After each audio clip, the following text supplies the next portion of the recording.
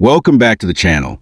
In today's video, I'm going to show you what to do if your Discord account is locked and you can't log in, especially if you don't have access to 2FA. So let's get started. First, open Discord and try to log in. If your account is locked or you're stuck because of 2FA, don't worry. There's another way to recover it. Now open a new tab in your browser and search for Discord support.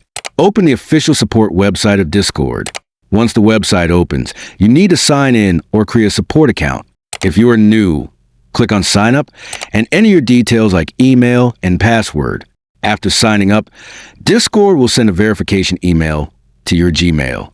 Go to your email inbox, open the Discord email, and click on Activate Account. Now set your password and complete your account setup. Once your support account is ready, go back to the Discord support website and click on Submit a Request. Now you will see a form. In the category dropdown, select something like Account Support or Login Issues.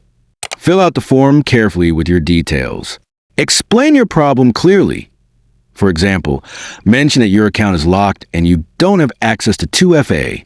Submit the request, and the Discord support team will review your issue and contact you through email. And that's it.